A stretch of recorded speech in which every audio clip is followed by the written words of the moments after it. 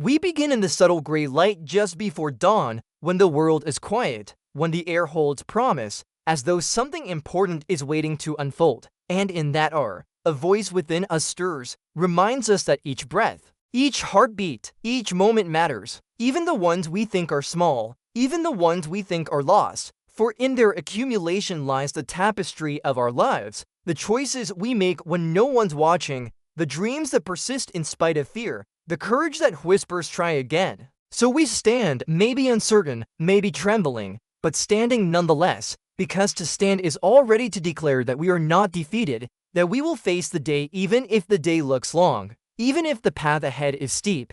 And so we draw in the cool morning air. Let it fill our lungs, let it ground us in what is real, in skin, in heart, in pulse, in the simple fact that we are alive. And from that grounding we begin to remember what it means to hope, not the loud hope that shouts, but the quiet hope that endures, that holds through darkness. Through waiting, through doubt, because hope is not always a burst of light, it is often the ember in the ashes, the pulse in the silence, the steady insistence that life wants something of us. That we want something of life, that we were made to build, to become, to connect, to love even when love seems dangerous, even when connection seems risky. Even when becoming ourselves means letting go of what others expect, what we once believed, what fear has taught us to believe. So we lean forward into possibility, though our steps may shake, though our vision may be imperfect, because imperfect seeing is better than blind surrender, better than giving in to the comfort of walls, of small cages, of days that bleed into one another without meaning.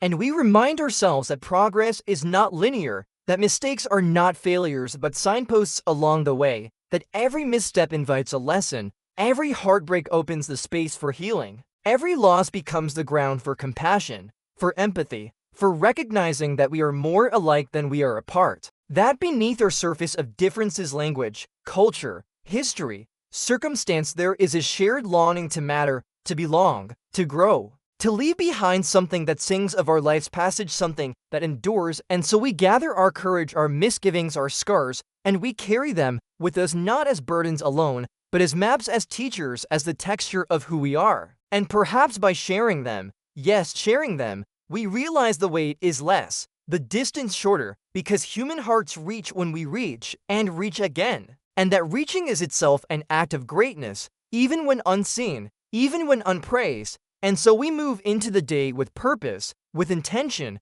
choosing kindness where it is easier to judge, choosing patience where it is easier to hurry, choosing honesty where it is easier to hide, and choosing love where it is easier to be indifferent. For love is the risk, love is the answer. Love is the thread that ties us together in ways no distance, no time, no misunderstanding can wholly sever. And though storms come inevitable, unforgiving though winds his threats and nights stretch long, we do not give up, we do not give in. We remember that after darkness there is dawn, after loss there can be gain, after brokenness there can be restoration, after fear there can be boldness, and we walk forward, steadying our pace, trusting in what we cannot always see, believing in the possibility of what we might yet become, holding tight to the moments of beauty, sunlight against skin, laughter shared, hands held, songs sung, books read, stories told. These are our armors. These are our reminders that the world is generous.